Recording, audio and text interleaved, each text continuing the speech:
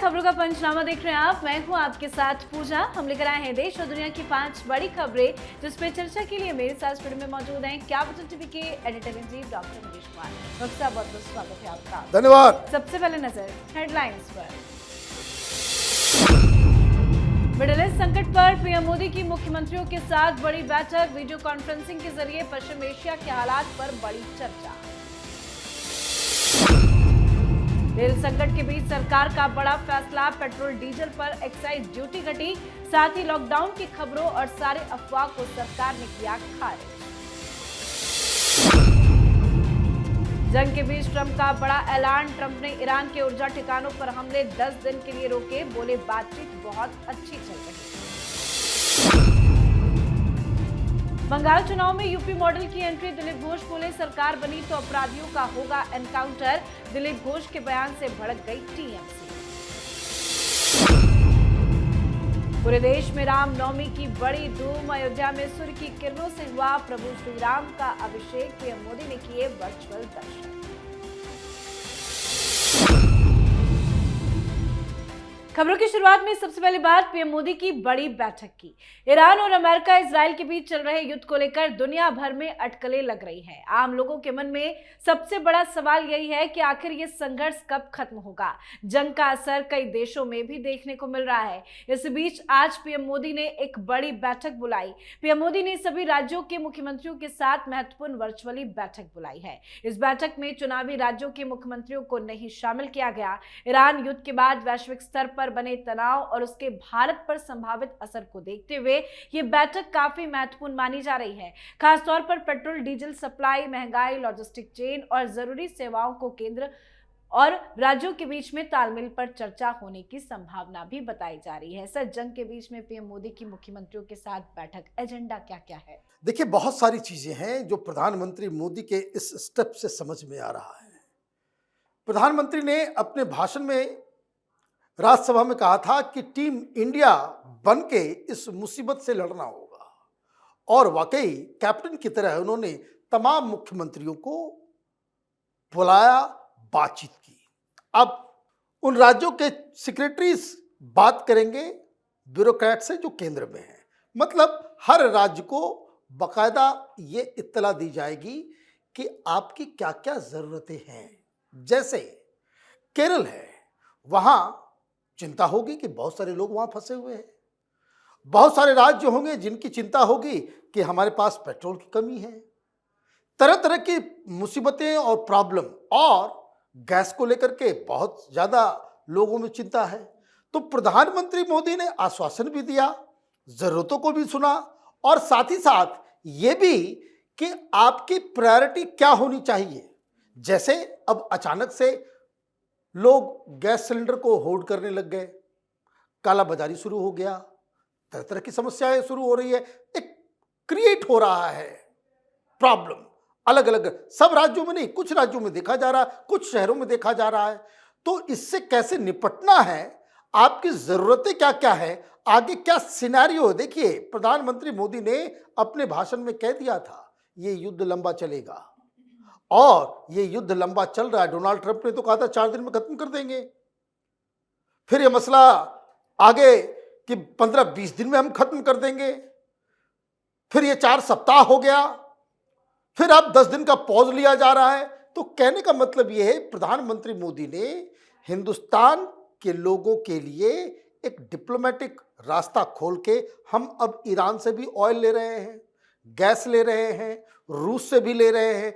तो ये तो डिप्लोमेटिकली हमने अपनी जरूरतों को तो साध लिया, लेकिन राज्य के स्तर पे अलग अलग मुख्यमंत्रियों को ऐसा ना लगे कि उनके साथ कोई अन्याय हो रहा है। तो उनकी बात भी सुनी गई, उनके नीड्स को भी सुना गया, और उसका इंतजाम भी किया गया। जी, तो आज की बैठक काफी महत्वपूर्ण है। साथ ही आज सुबह सरकार ने बड़ा फैसला भी लिया है।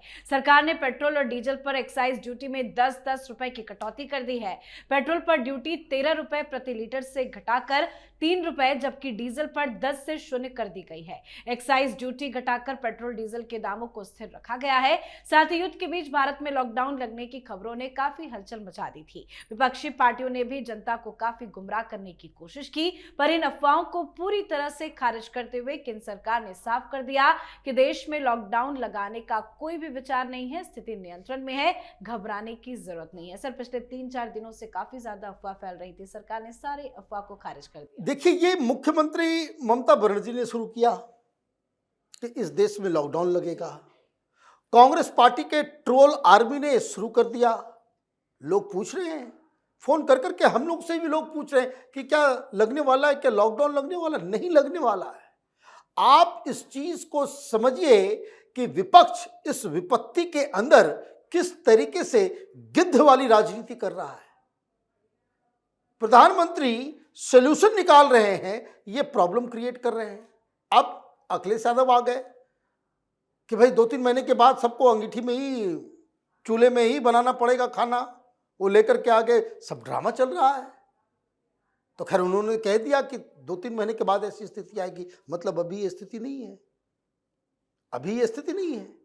सरकार लाखों कनेक्शंस पीएनजी के जो पाइपलाइन जो है उससे दे रही है, उसकी कोई किल्लत नहीं है। तो सरकार एक काम कर रही है और इतना बड़ा फैसला बीच में ले ली, उसमें भी इनको पेट में दर्द है।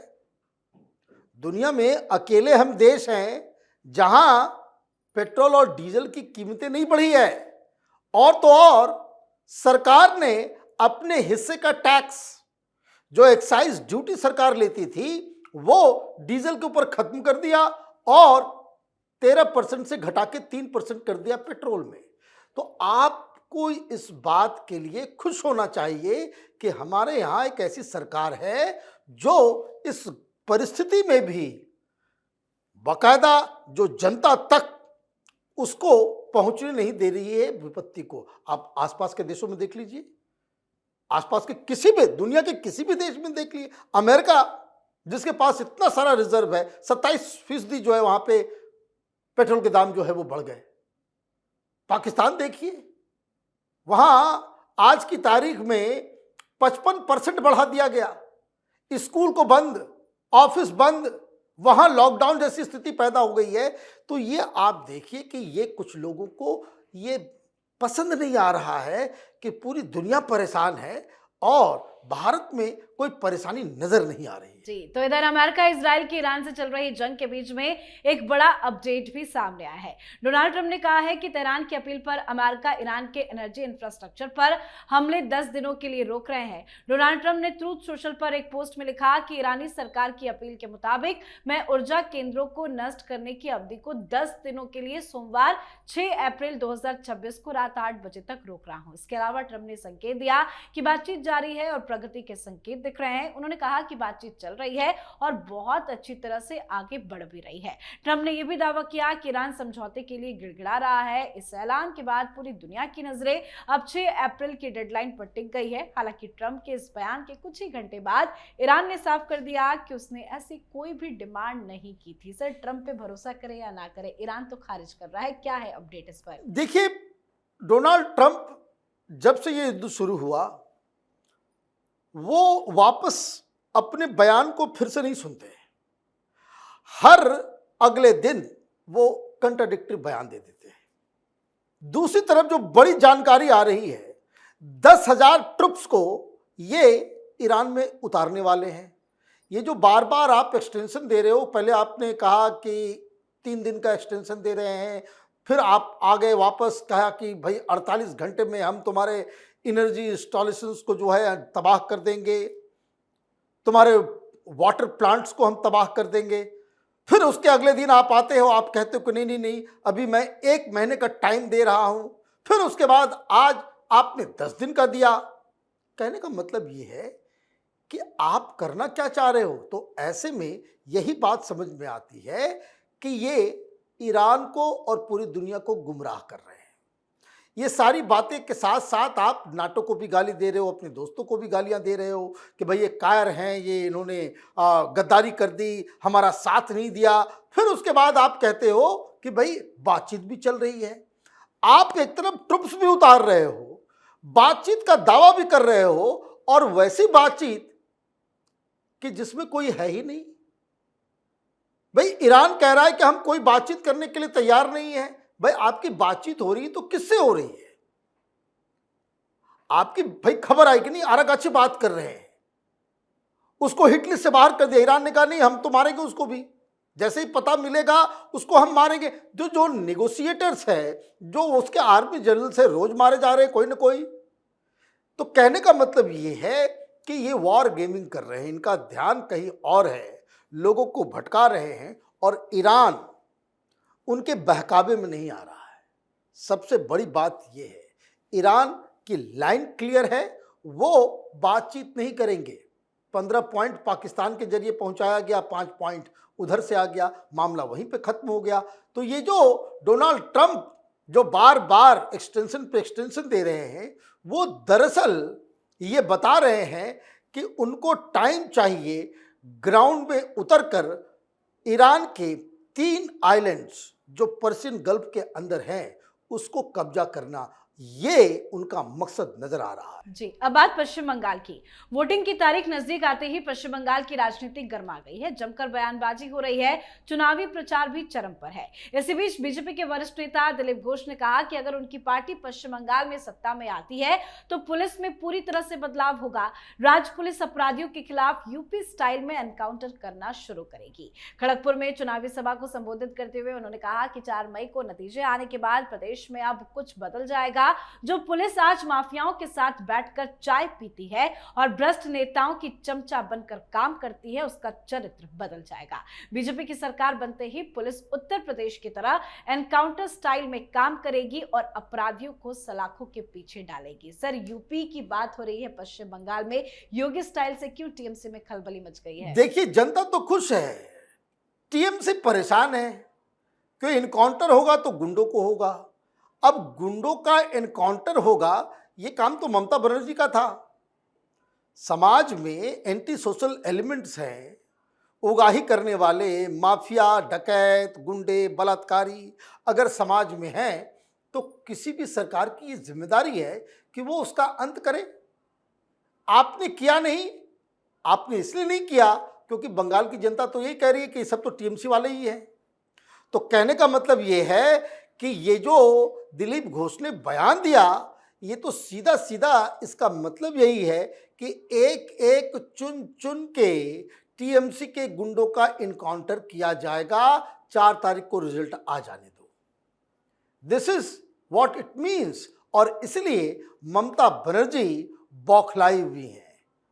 अब देखिए, एक बयान से इतनी मिर्ची लग गई है, तो आप देखिएगा कल कोई सामने आएगा और ये भी कहेगा कि बुलडोजर भी चलेगा। ये जो रोहिंग्या और बांग्लादेशी इलीगल कॉलोनीज बना करके जो सरकारी जमीन के ऊपर कब्जा करके बैठे हुए हैं, सड़क के किनारे सरकारी जमीन को कब्जा करके जो बैठे हुए हैं, उसके ऊपर बुलडोजर भी चलेगा।